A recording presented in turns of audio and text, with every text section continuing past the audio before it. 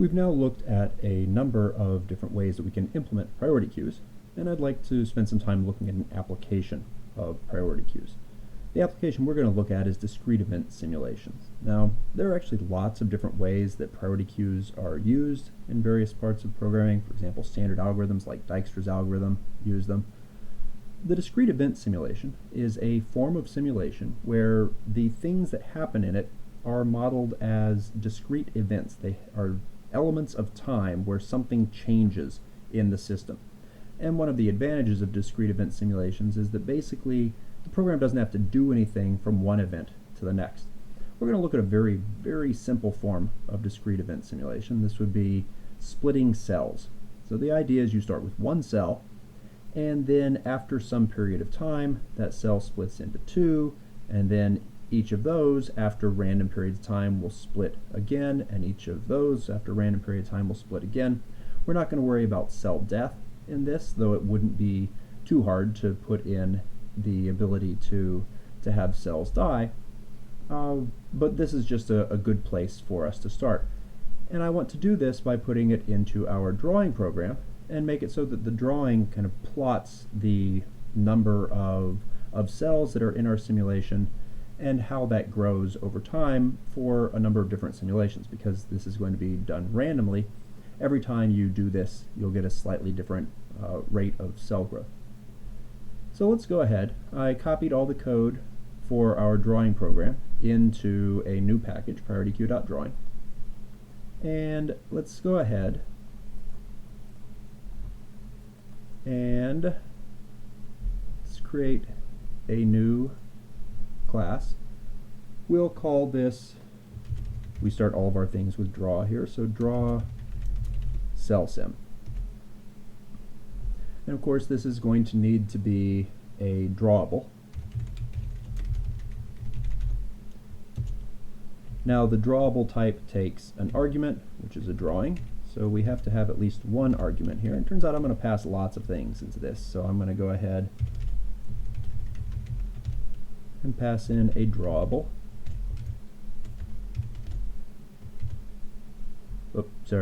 A drawing, not a drawable. And that'll be the parent, and this is going to be unhappy right now, or actually does our drawable,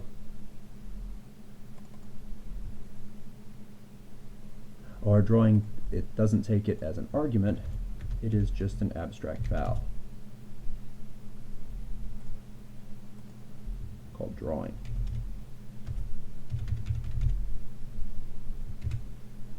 Okay, and now of course we have the problem that we have some methods. We have the draw method, the properties panel method, and the 2xml method. And look at that. I can simply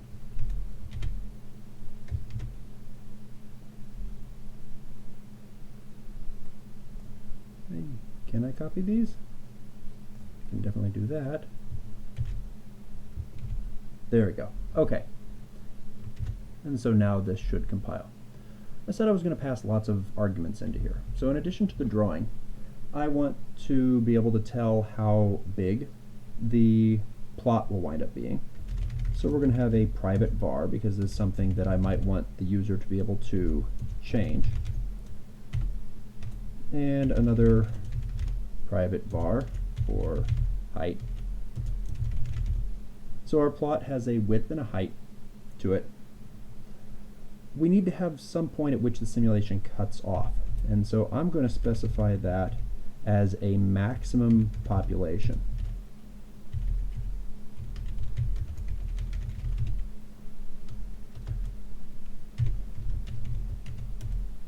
Underscore, not colon. And that will just be an integer. And then our split times, now if we were really doing this in a kind of scientifically accurate way, the split times would probably be some distribution like a Gaussian or whatnot. We're just going to say it's uniformly distributed between some minimum time and some maximum time. So we'll have private vars for the min split time and another private var for the max split time. underscore. Remember, the underscore is just kind of a standard way of denoting that something is local to this. Oops, and both of these need to be doubles.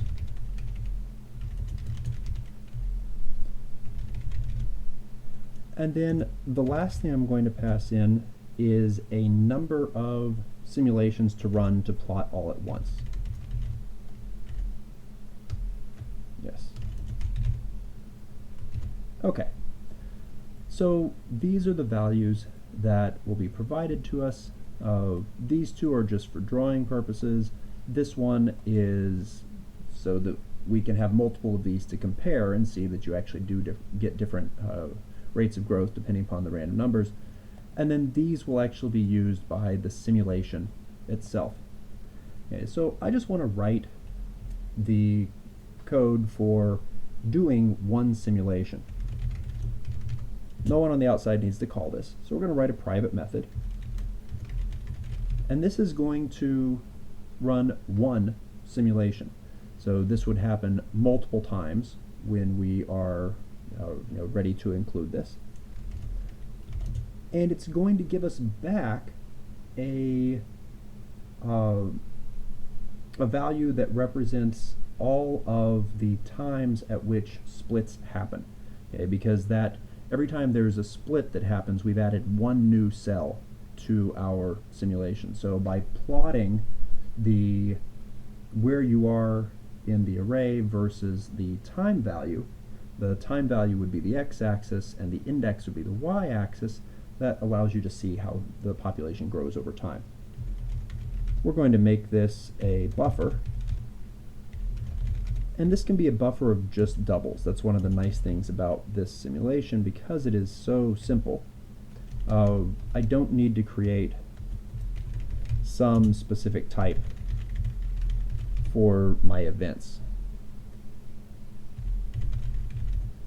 Now, in a more general discrete event simulation, I would probably have an event type, and then that event type would have methods on it, including the time at which it happens, and we'd run through and process them. In this case, all that I need is that time, so I don't need an extra type. I'm just going to use the double here. So what needs to happen inside of this? Well, first, I need to make a variable for the thing that I'm going to return. I'm going to call it splits. This is the times at which cells split, and that will be a mutable buffer of double with nothing in it to start off with. And then, so we don't forget it, we'll put down at the bottom splits, and of course that makes this happy, and it just creates an empty buffer and gives it back. We're doing this here because we need a priority queue. So let's make a priority queue. I am going to use our sorted linked list priority queue, and it is going to be a sorted linked list priority queue, once again, of just doubles.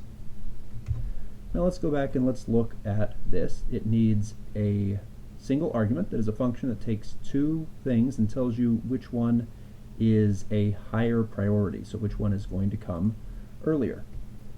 So this is going to take two times, a time 1 and a time 2. And of course, the first one has a higher priority if it happens earlier. So we're going to say T1 less than T2. So it's not a greater there. Sorted LLPQ. Oh, I probably need to import that. Okay. So now I have a priority queue, and I have all of my splits. And we are just going to start off by in-queuing a single value on here. And this will be a value that happens at a random time between the minimum split time and the maximum split time.